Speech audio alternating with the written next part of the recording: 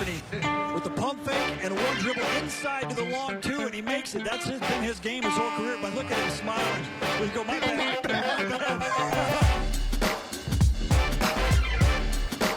The long two.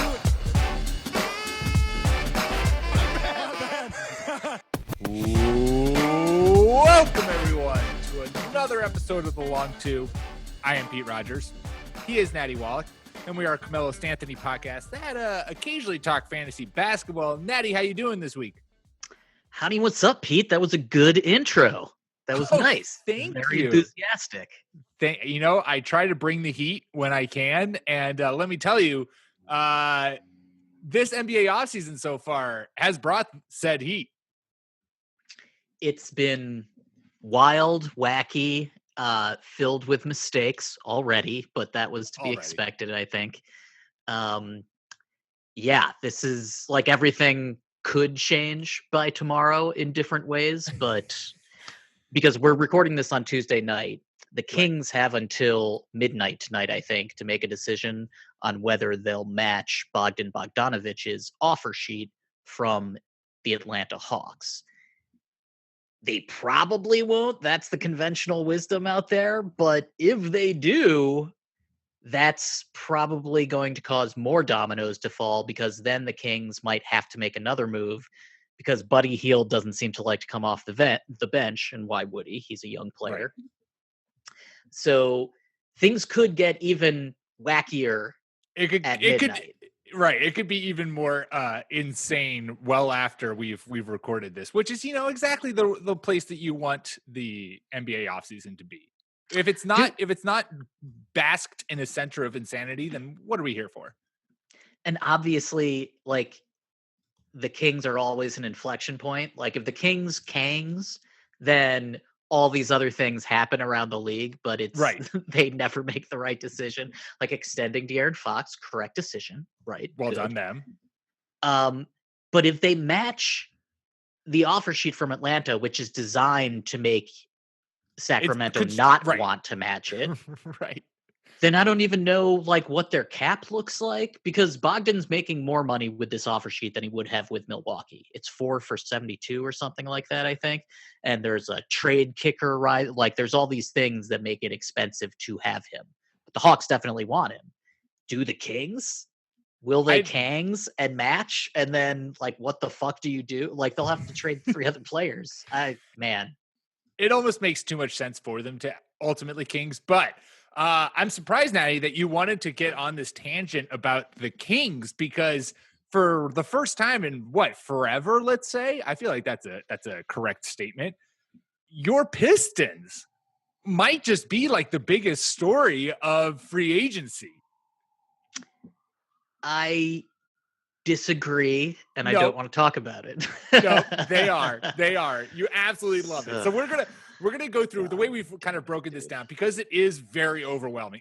There was so much action that went down. I had to scroll through multiple ESPN articles from 5 different days about all the different transactions that have gone down. So we're not going to cover absolutely everything. What we're going to do is we're going to bounce between kind of 7-8 teams that we feel like are the ones who've really made an impact this offseason, really kind of spiced things up, all of the moves that they've done, and maybe just offering a little bit of feelings in terms of whether or not these moves make sense, maybe a little bit fantasy thought on them. And I do want to start with the Pistons, Natty, because they went out, they added Josh Jackson, Jahlil Okafor, Mason Plumlee, traded for Dwayne Dedmon, Zaire Smith, and got your boy Jeremy Grant, which I do want to have to quickly say, when you first got that notification from Woosh saying that they traded for, or that they signed Jeremy Grant, was your first reaction holy shit, they just signed him to a massive deal, is this going to work? Or was it, yes, my boy is on my team? You were like, when can I get my Jeremy Grant jersey?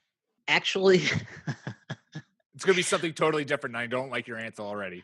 My immediate reaction, what is Denver doing?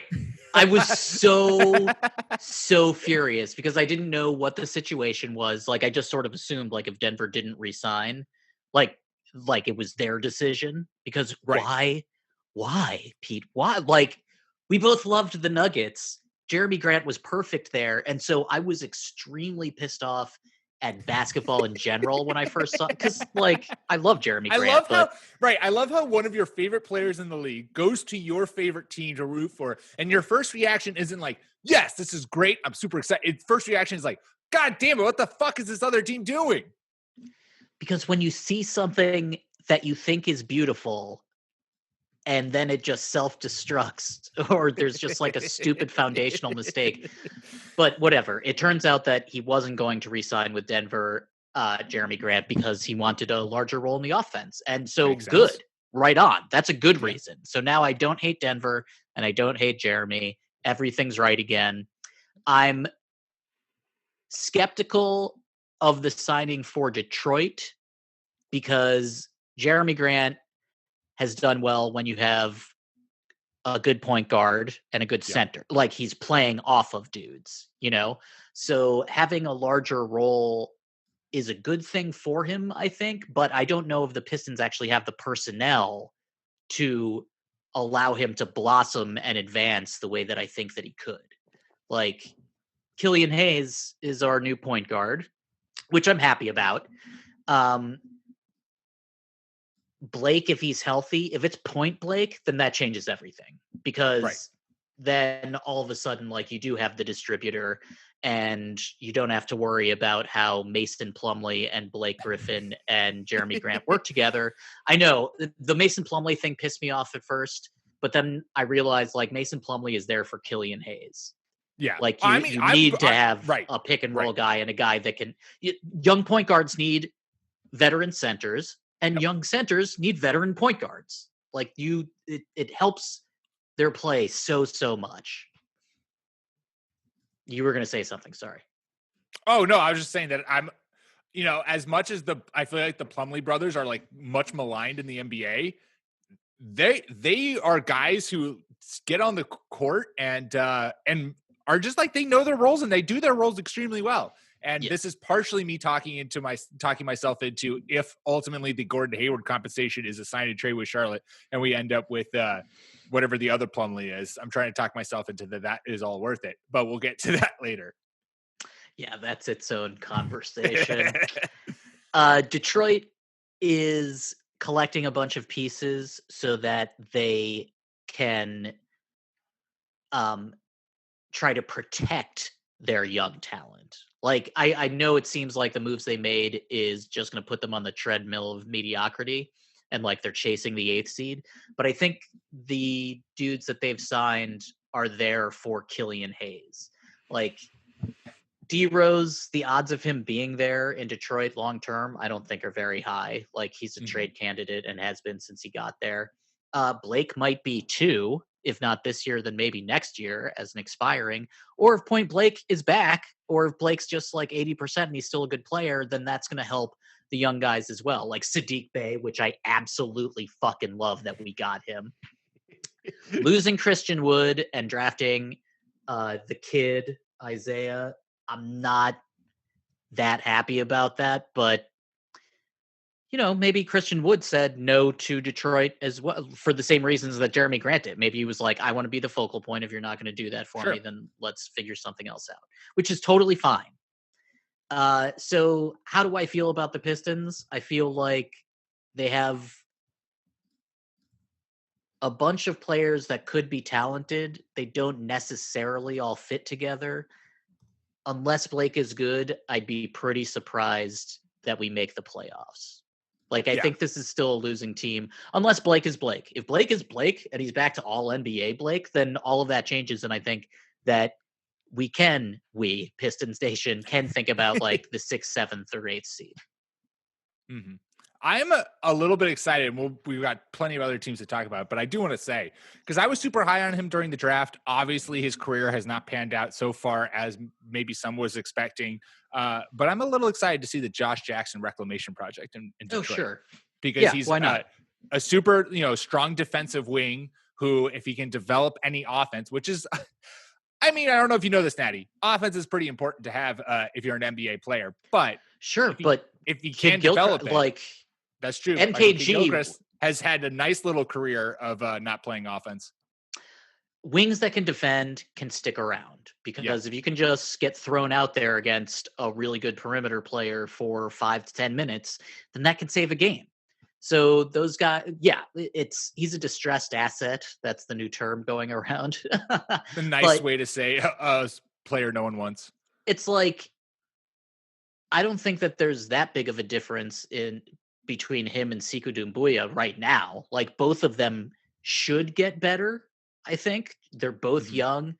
Jackson's been around for a while, but also, like, maybe he needs a place with someone like Dwayne Casey who can really help develop talent and focus on defense. So I think that's a good signing for Coach Casey too. Yeah, no, I'm excited to see that one. Teams getting better. There might not have been, as crazy as it sounds, and you can correct me if I'm wrong here, but there might not have been a team who got better more so than the Lakers after already winning a championship. They added Marc Gasol, Montrezl Harrell, Wesley Matthews, Markieff Morris returned, KCP returned. And then obviously we talked about last week, they traded for Dennis Schroeder. They lost Rondo, they lost Avery Bradley, but Avery Bradley wasn't even there for the bubble for the championship run. Technically, Anthony Davis is still a unrestricted free agent, but he's going to sign with the Lakers. I think the talk is all just like how long and what the contract's going to look like. The Montrezl Harrell signing, I actually really like, because I think that you know what he is. He is the, super energy guy, and he's going to come off the bench for the Lakers and be kind of just a high energy guy for that bench squad. But I really like that role for him on a team where he might have some pick and roll time with LeBron or with I'm trying to think who else would be kind of sharing. With Dennis Schroeder. And that's a kind of a gig for him that I think is going to be really nice. I think that's why he's there. I think he's there because Schroeder will be Sweet Lou, and they're just going to replicate sort of Clippers Montrez, but across the hall in the purple and the gold. They'll both come off the bench depending on the game. Like, maybe they'll start sometimes. It's totally fine. I know everyone's been saying, man, the Lakers got much better. I don't think they got much better. Like, if the Lakers hadn't won, would you feel like Dennis Schroeder puts them over the top with Montrez? Like, signing Big Spain is a real deal. That's an actual thing. Yeah. And I sort of feel like that's the best move they've made so far. But it's like, I like Dennis Schroeder and I like Montrez, but I don't feel like those guys, you get them and you're like, now we're champions. So I don't know. Like, it's fine. They didn't make bad decisions, but I think the team will have to upgrade along the perimeter, like another good defensive guard, and they'll use Kuzma to do that. Because, like, losing Avery, that is a big deal. Like, that's a 2-guard that you can just throw out there and he can defend. Losing Rondo is a big deal. So I feel like they're not done. This is not the team. No, that will be like at the trade deadline. They'll make some moves. It would be weird to keep Kuz. You just don't need him. Like, Wesley Matthews is also an underrated. Like, he had that big injury a couple years ago. But he was like, before that injury for the Mavs, he was one of the elite kind of 3-and-D guys, and then he got injured, or he got injured and then signed with the Mavs on a reclamation deal. I can't. Yeah, remember. And it's like, he's not Jeff Green, but it's like there are these dudes that are very competent and do their jobs well.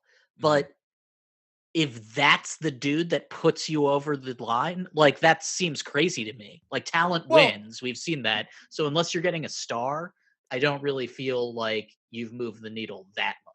I don't think for the Lakers, I guess it's maybe it's not that you've made the biggest push forward. It's that you retooled the team and didn't lose anything in doing that. Sure. Totally. So, and I think that's a huge hit, because you often see with championship teams where a lot of those kind of like 1-year deals that you've signed for veteran players or guys to just like, role players to fill the cracks will leave then to get more lucrative deals after championship window. Rondo left. He's now on the Hawks, who we'll talk about. And Avery Bradley left for the Heat, which actually is a signing I really love. Just Avery perfect. Avery Bradley and Jimmy Butler together are going to be That's dynamite. Yeah. But so the Lakers retooling is, I just thought it was, I thought the Montrezl Harrell signing especially surprised me in the sense that he didn't seem to fit the mold of like a Marc Gasol or Wesley Matthews, Marc Gasol particularly, where it's like the veteran, later in the career who signs on a minimum and, is there for that spot. Like Montrezl Harrell seems like a younger, a little more in front of him, and they still, and he was, I won't say duped, but was convinced that the Lakers was the landing spot for him.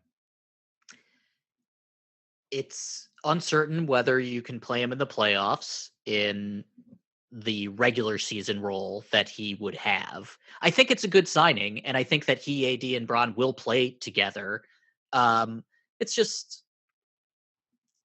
I don't know. I thought that they were competent moves. I just didn't like, they were so unsexy. They were so LeBron, like this. He's been doing this for so fucking goddamn long.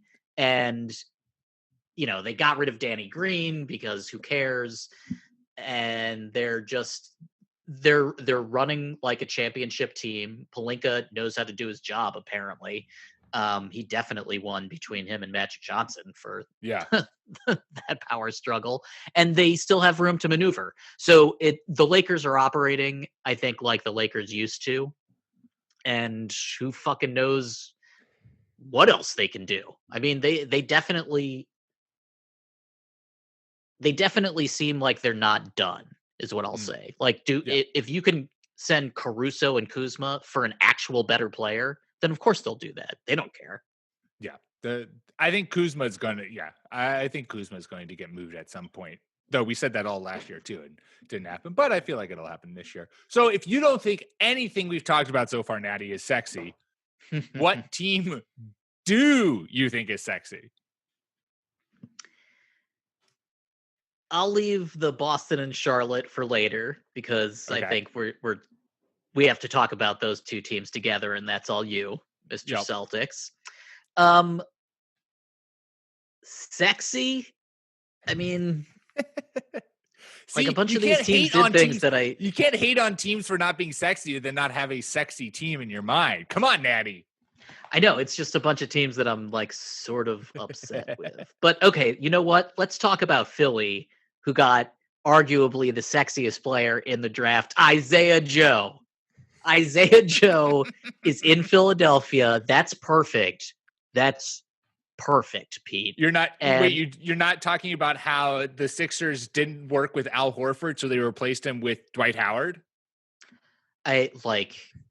The thing about Dwight is he's instantly cuttable. Like, you don't have to tolerate him anymore. You can just be like, bye, Felicia. I don't even care about him as a person. It's more of the fact that, like, the Al Horford who can shoot threes experiment clearly didn't work at opening enough space for Ben Simmons and Joel Embiid to operate. So let's trade Al Horford to the Thunder, who Sam Presti now has a billion draft picks. If any team wants to get rid of their draft picks, Sam Presti is on the phone waiting for you.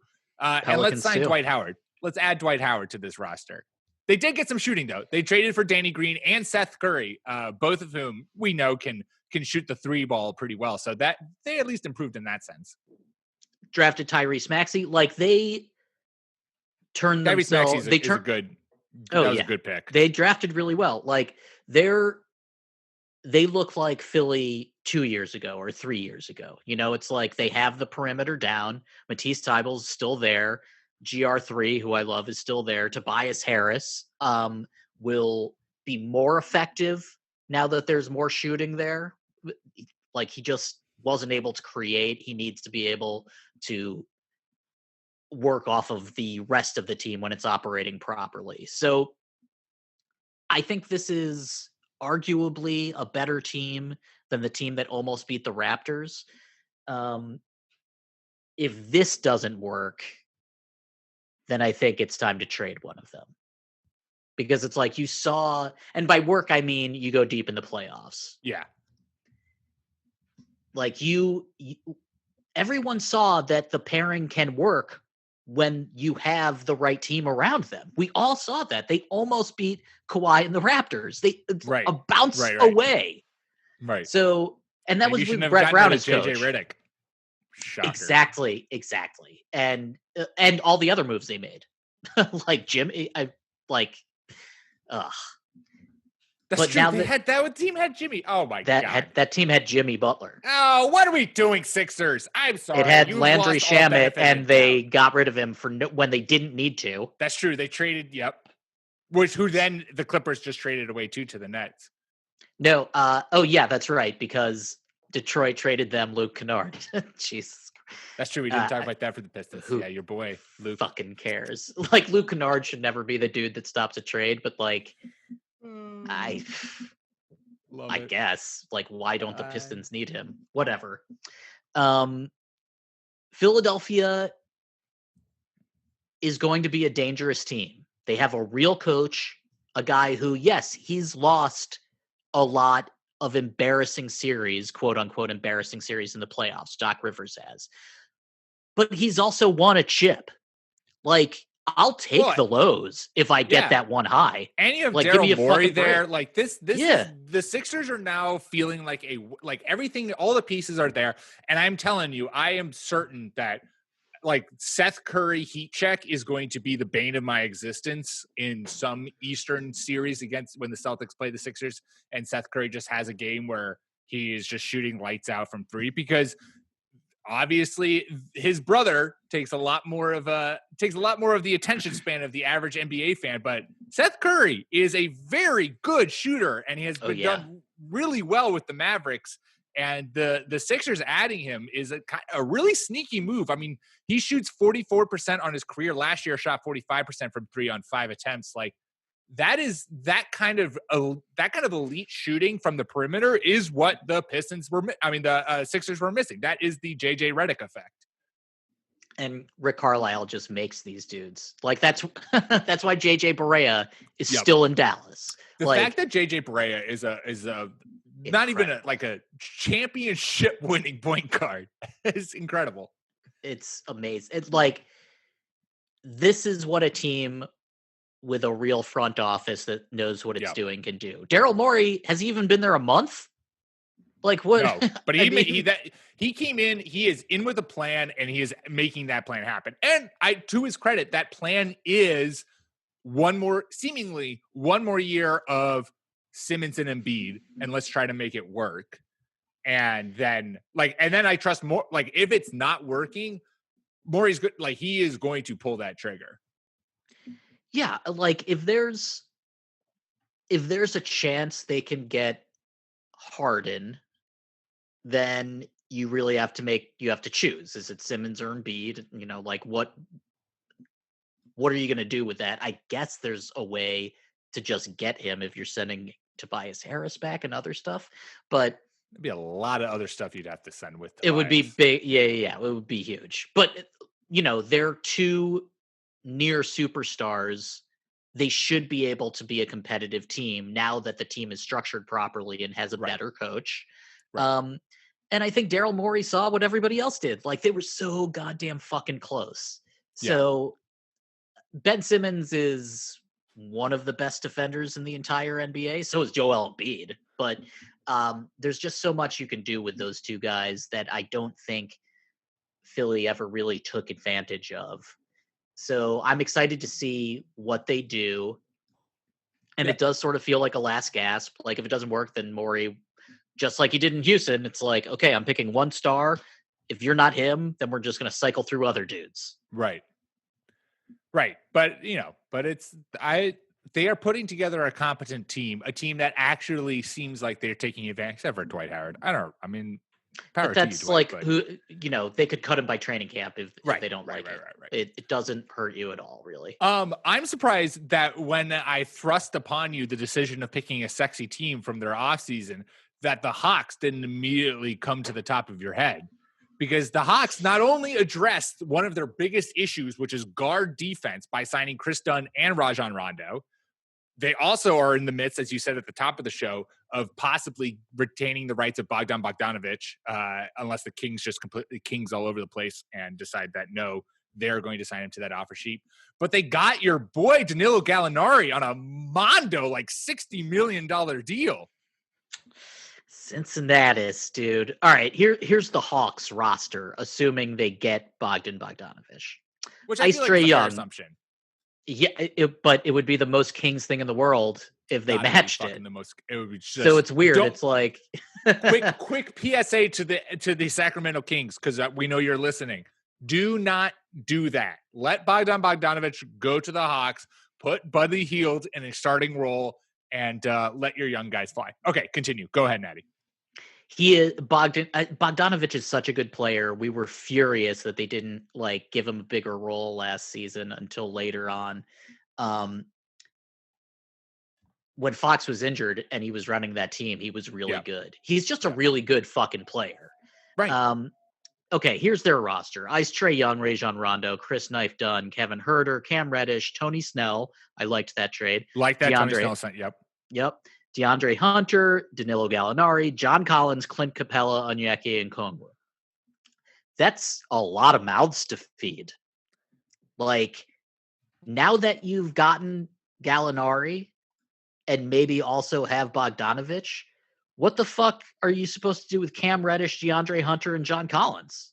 Like, Clint Capella's there for like 4 more years. He's on money. All right, I'm going to cut in here for a quick ad break. All right, back to whatever we were talking about. No, that's the biggest question. And part of me, the non-Dr. Pete. I mean, you know what the dude Celtics off the street, need? Pete. Oh, you get out of here. The Celtics need a big man who can score 20 and get 10 and shoot from 3. That seems like a great destination for John Collins, who the Hawks, for some reason, don't want to build around. That is some real Boston high-pitched fandom right there. Like, that was going up. I wanted to see what my max falsetto was.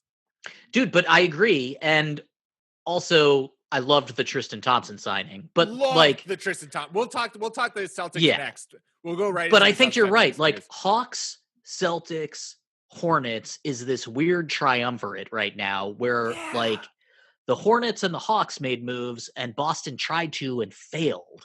And Boston's still the better team, you know? Like Boston, even if nothing else changes, will still blow the 2 other teams out of the water. Like there isn't a fucking chance that the Hawks defense improves to the point where they would beat I think. I mean, that's. But I do like you have Trae Young, who doesn't play defense, doesn't know what the word means. And I do like that you pair him with Chris Dunn, who has played very good. He was good in Chicago. One of the best defensive point guards in the league for sure. So that's excellent. Rajon Rondo, a veteran who's coming off of a championship run, plays great defense. Importantly, 2 guards that don't need to shoot. Like they're not there to score. You hit the nail on the head. I love the Danilo Gallinari. It gives another I think I don't know if this is what they're thinking, but I wonder if they're going to play him at the 3 and you still then can have John Collins and have Clint Capella on the court and you're just going to we are fucking playing massive. But that feels like you're forcing it so hard. And what's it's not like Gallinari's this elite defensive perimeter player. He's there for offense. But the lineup would be, you could do a lineup of Trae Young, Chris Dunn, Danilo, John Collins, and Clint Capella. You have your defense on the wing. You have your, I don't know how it works. I do agree with you that the Danilo Gallinari signing and the amount of money that they gave him makes me think that I just feel like John Collins wants a max, and it doesn't seem like they're going to pay him the rookie max. So I feel like he's the odd man out and is going to be a trade chip either in the coming weeks or at the deadline. Completely agree. Because here's the thing. If the Hawks get Bogdan, they're not giving him that much money to come off the bench. It will be Ice Trae Young, Bogdan Bogdanovich, Danilo Gallinari. Those are 3 locks. Yeah, probably Clint Capella. Clint starting too, right? Yeah. So that leaves one more spot. Maybe you love John Collins so much and you want to give it a shot, or maybe you're like, well, we like Kevin Huerter. Also, we also have these 2 high draft picks on the wing from last year that need to be able to play so that they can get better. It's just a team rife with potential to make another move. So I think you're right. I think John Collins is out of there, maybe with Kevin Herter or one of the young wings, and it's like package them together for one dude. But like, let's say it is Boston and John Collins is headed up north to wear green. Who are they sending back? Saucy. No fucking idea. Like one of the Williams, but then like your front court's still crowded. Like who on the wing? Let me before we touch on that, because I'm really sorry. I'm really worried. No. I want to go to the Celtics, but I'm really worried that this conversation is ultimately going to end with Marcus Smart for John Collins, which is going to break my heart. No, I'll jump off a bridge. That's not happening. That's absolutely. I do think that the moving the young like John Collins, Kevin Herter, or even one of the guys who they just drafted, whose names I'm blanking on. Not this year, but last year. Who was Cam Reddish?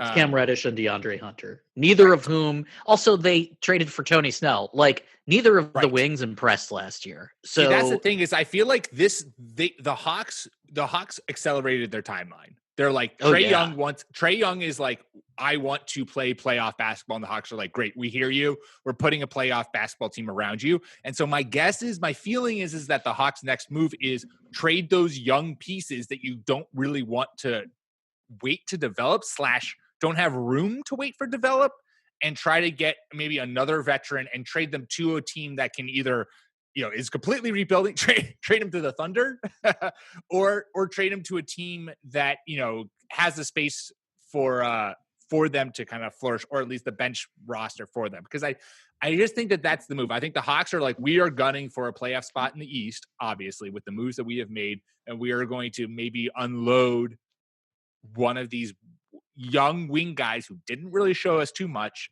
rookie year. And the sexy part of it is John Collins. Like, it's John Collins and Cam Reddish or whatever. It really feels like one of those young wings is going to be a Knick in the near future. I'm here for it. Let's or just keep like adding. maybe the Bulls. Like I could sort of see, because they have a bunch of young pieces too. Natty, you're overlooking this. It's the Cleveland Cavaliers, because they have a real lack of guards, and they're going to need someone to really run this offense. I mean, that would be a great landing spot for Cam Reddish, I think, oddly. But that I don't hate that at all. It's just I don't really know, like, who do I want on Cleveland? You're not taking Kevin Love. People. You're not taking Drum. Are you taking one of the young? Like, there's all these teams. You're giving my joke too much seriousness, Natty. Don't pay attention to that joke. It was a dumb joke. The Hawks are going to have to do something. You can't stop delaying my too Celtics high talk. Draft picks. But let's you know this. You can't whiff twice in one draft that highly. You have to make at least one of those dudes turn into something. But they're going to trade one with John Collins, and they're going to trade them to the Celtics. I don't know who the Celtics are sending back, but this is my perfect segue to talking about the Celtics. Okay, sure. But I thought about that, and I was like, yeah, but what team? Tristan Thompson. Do they sign Tristan Thompson and then just send Tristan Thompson to the Hawks for John Collins? But why would the Hawks do that? Fuck if I know. I thought for sure. I thought for sure Gordon Hayward was going to be the sign and trade with the Hawks, and John Collins was coming back. I thought that was the deal that was going to go down. So there's lots to talk about for the Celtics. First, I want to talk about who they did get, and then we'll talk about the whole Gordon Hayward thing. Then we'll talk about the whole absurd Gordon Hayward thing and fucking Celtics fans needing to chill the fuck out. Okay, first of all, Tristan Thompson, we said it many times. I love Tristan Thompson. I think he's a phenomenally underrated rebounder and offensive. And just like he was a better Enes Kanter. Am I crazy in saying that? Tristan Thompson is a dude that'll get you 10 and 10. He's energetic. He knows what he's doing. He's a champion. And like he's even on shitty Cleveland teams, it doesn't ever seem like he takes a game off. So I just think he works perfectly there. Like he doesn't need 15 shots a night or anything like that. He's going to play hard for them. He's a perfect match. I very much enjoy the Jeff Teague signing. They lost Brad Wanamaker to the Golden State Warriors. Good on you, Brad. Well done. go get that paper. Jeff Teague as a backup point guard or as a bench option, I like that a lot. Sure. I like Who when he got cares? traded to the Timberwolves. I think that they maxed out Tatum. Well done. You earned that, Tatum. So now we get to Gordon Hayward. Wait, are we really giving credit to you maxed out one of the best players? Hey, Yeah. Brandon Ingram, did you get maxed out? AD, are you going to get maxed out? Obviously, you max out Natty, the best players. I'm giving them credit because for whatever stupid fucking reason, Celtics Twitter cannot stand Danny Ainge. I don't fathom this. All right. I have a whole mini rant about so this Gordon Hayward thing for those who haven't been paying attention. So we got past the what you guys got, and now that was just like Tristan Thompson, great, Jeff T, great, well done them. Wait, Gordon who'd you Hayward, draft? Aaron Nesmith. That's a good pick. I like Aaron Nesmith. He's and they got the white guy from Oregon. What's his name? To replace the white guy they were going to lose. Yeah, well, very different. Yeah. But he's also scored. They drafted 2 scorers, which is just that is exactly what the Celtics were missing. Dude, this could be the Taco Fall season. Come on now. God, I love me some Taco Fall. I was when I saw that Woosh tweeted Taco Fall signs, and I was like, it better fucking say the Celtics, or I'm about to destroy the world. Dude, also, Twitter is designed to enrage you, so it's fine and get it off your chest. I get. So Gordon Hayward. So Gordon Hayward. Here's the whole deal. Gordon Hayward declines his player option. So now he's a free agent. And I'm going to stress this one more time for the people in the back. Free agent. That means Gordon Hayward can go wherever the bloody hell he feels like. Okay. Now, a lot of talk about a sign and trade. Multiple teams going around. I thought it was the Hawks. I thought for sure that it was going to be a sign and trade with the Hawks. And we were going to get John Collins. Wait. Before you go further, they extended the option deadline. Hayward and Boston did that together, to try to work something out. Hayward gave them a chance. Yep. And to be honest, for Gordon Hayward, I think getting out of Boston was the right decision. To be honest, first of all, as we've said many times on this podcast, he signed that contract on a Native American burial ground. Clearly that thing was cursed from the minute ink touched paper. Dude, no, it's the grave that Isaiah Thomas's hip is in. That's why Gordon Hayward didn't work out. Yep. It's Boston's fault. Yeah, so it's the curse of Isaiah Thomas. And rightfully so. I mean, that's why Danny Ainge deserves. Kyrie didn't work out. It's the negative karma from that decision that everyone saw immediately is why all this other bad shit is happening. Obviously, that's not true, and that's not how the universe works. That's 100% Yes, true. It is. Yes, it is. Boston's biggest curse now is no longer the curse of Bambino. Broke that a while ago. It's the curse of Isaiah Thomas. And I honestly, I accept it. I accept it fully because the Celtics did Isaiah Thomas fucking re-sign him to try to kill the curse. You should just be here's $15 million. Go get him. Yeah, we love you. I'm so sorry. Go get him. God.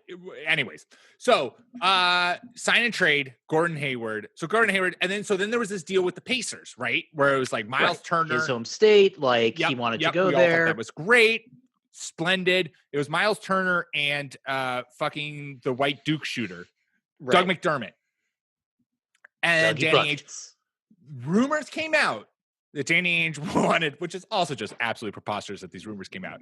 But Danny Ainge wanted Oladipo and Miles Turner for Gordon Hayward. Not happening, sure. Danny. But rumors. And then Gordon Hayward signs a 4-year, $120 million deal with the Charlotte Hornets, and all of Boston Twitter loses their effing mind because they think that Danny Ainge, by holding up this trade, ultimately prevented this from happening, that Gordon Hayward was going to sign on the dotted line with the Pacers and everything was going to be hunky-dory. But he was a free agent. And if you don't think that his agent was also shopping around for other teams, you're a fucking idiot. Of course they were looking at other teams. They weren't just looking at the Pacers.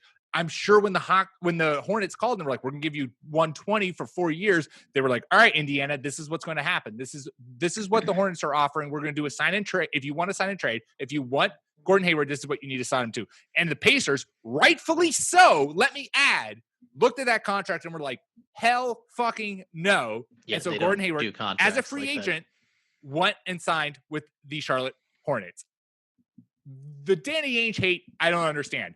The Gordon Hayward to the Charlotte Hornets, holy buckets. I ask you this, Natty. Does that instantly become a top 5 worst contract in the NBA? No. And here's why. Charlotte signed him so that they would feel and play legit. Like, Charlotte doesn't get free agents, top tier ones. You got it. Just they like have to Indiana. overpay to get someone. Yeah. And MJ's loved him for a long time. They tried to sign him away from Utah. The team on paper does make more sense than it did last year, depending on like how you stagger the minutes of the guards. Right. Like if Gordon Hayward is going to start at the 2, I think that team is actually not that bad and could use an upgrade at center, and maybe Devontae or Terry Rozier combined with Cody Zeller and stuff like can get you something else. I hear John think Collins that's- is available. Dude, and all of a sudden, like, okay, but let's take that seriously. You have Gordon Hayward at the 2, Miles Bridges at the 3, PJ Washington at the 4. Now, right now, depth charts have Gordon Hayward at the 3, Miles Bridges off the bench, and PJ Washington at the 4. That I'm very skeptical of that. Hayward Miles Bridges Hayward is a played good the player 2 at Utah. Yeah. So we've seen him play that position. I think that he more than able to play that. And guess what? Gordon Hayward isn't in Charlotte for his defense. He is there Yes. to score. He is there to be a 20-point per game scorer and help facilitate the offense. So he's not going to be asked with defending the best perimeter player on the other team. That's going to come down to Miles Bridges and PJ Washington, unfortunately. That is a team that has 2 undersized guards in Rozier and Devontae Graham. Like, Graham coming off the bench makes a little bit more sense with Hayward there. There's no reason in the world to think that Cody Zeller is like some kind of elite basketball force, but he's competent and he doesn't like drag your team down, but he's thoroughly upgradable. The reason this is not a bad investment for Charlotte is because you want to be a playoff team. You have 2 very young players that you think can turn into at least solid, if not stars. You have a backcourt that knows what it's doing. Devontae Graham is young too and came out of nowhere. If you flip him for something better, then you come out ahead. Like, you can see the building blocks and why Hayward makes sense. And you're working around LaMelo Ball, who is a A+ facilitator, has to develop his offensive game, but if you get the offensive pieces around him, then you're going to be able to maximize what he can actually do on the court. He's so unproven that we don't know if he can score in the NBA. I feel like they might bring him along slowly. Like, they won't redshirt him, but you can't start a dude who can't shoot. Training camp is going to be incredibly important for LaMelo, more than any other player, really, because depending on how well he does will dictate how big a role Charlotte's willing to give him. Like, you can be the best playmaker in the world if people are just going to leave you alone, not even out at the 3-point line, but like mid-range. Like, if no one gives a shit about what you can do with the ball, then that's not going to work. Right. So I do feel like Charlotte was correct in drafting upside there, but I also feel like, okay, now he's on the team. We're not going to build around him. We're going to try to put him in the best position to succeed, but this is not his team. This is Gordon Hayward's team now. He's the highest paid player. He's only 30 years old. The injury history he's had are like freak ones. They're not like ones that suggest that they're going to keep happening. Well, and they all come from the IT curse. And Gordon Hayward used to be a reckless ass, like Bryce Harper motherfucker, like throwing himself around all over the court when he was on the Jazz. Now he won't do that. He'll mature into a, a more reticent not so reckless wing motherfucker. who's exactly. And it's just like, this is how small market teams get better. You overpay to get someone who's good. Like, this is one of the reasons why the Detroit signing, I know it was a lot for Jeremy Grant, but it's like, do you want to have a winning culture to try to help your young draftees, or do you want to be shit for 5 years and then they leave because you've been shit for 5 years? Mm-hmm. Mm-hmm. So I feel like this signing also tells Miles Bridges, like, you should stay here. We're willing to spend money. Yeah. No, I part of me asking if this was the worst contract in the NBA was facetious. That being said, it has like, you'd rather have him than Eric Gordon, wouldn't you? Yes, but I said top 5. But it is partially where it's just like, it does have the potential to be a contract where, because I know they've all been freak injuries, but he hasn't played the last few years for Gordon Hayward at 30 years old, haven't been great in terms of playing, in terms of games actually on the court. Sure. And you are chalking up a lot of cash Ola to a man who, I will give you, in this last year with Boston, things seem to have been clicking. Things seem to have gotten back under him. He seems to have gotten his feet back under him. Yes, it takes a couple of years to come back from a devastating leg break. So that all makes sense. There is just potential that this contract goes down the rails real fast. But I understand that, yes, this is a deal that the Hornets had to make. You have to overpay in order to get people onto your team. And, like, I mean, I said it. We've said it. All the respect for Gordon Hayward as a player, as a person, some of your life decisions, maybe rethink them.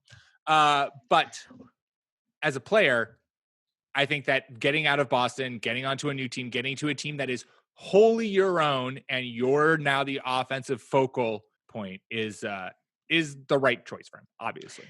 Let me ask you. Let me phrase it this way. Good. Ask me something, then I have some breaking news for you. What does Charlotte lose by doing this? They lose money that you wouldn't have been able to spend on an elite free agent anyway, and you might lose draft position because you win more games, but they rewrote the rules and now it doesn't pay as much to tank because better teams can get the number 1 pick. Yeah. You didn't give up assets. So I don't really know what Charlotte lost in this outside of money, and sure, fine. But that's the tax you have to pay when you're a small market team that's on the up. Like, you need to have good players to attract other good players. Yeah. No, who's the GM of Charlotte? Mitch Kupchak. Is he a good GM? Yes, he is. It's not Rich Joe anymore. Like, I know because the thing with Hayward, like, you can flip all 3 of your guards if you wanted to. Like, the Knicks will take LaMelo. Other teams will fucking take LaMelo. You can flip Devontae Graham and Terry Rozier. You can flip all those dudes. You can flip Cody Zeller. You can even send a draft pick with them because you have a young team or you have your 2 young players. This provides them flexibility. They have their forwards. They have 3 above average forwards. That's your perimeter. That's a really good way to start. Yeah. You also can't tell me that Michael Jordan didn't draft LaMelo Ball so that he could play LeVar Ball 1-on-1. I will not believe totally. It's not like he didn't know that. Yeah, like the front office had to ask him, like, "Is it cool if we draft him?" And he's like, said, "Only if I get to just absolutely whoop on LeVar." And, like, if you were going to trade Devontae and Cody Zeller for a serviceable big, like just an upgrade on Zeller, I think you would do that. And so long as they're not massively expensive, like, that's fine. Yep. All right, Natty, you have sufficiently quelled my, rampant Boston anger. Well, I mean, I know everyone's pissed off at Boston and befuddled by Charlotte, but I do sort of feel like like Boston lost Hayward for nothing. Well, yes. they still have Tatum and they still have Brown and they still have Smart. that's so the thing, they're still too. That's coming the up. thing.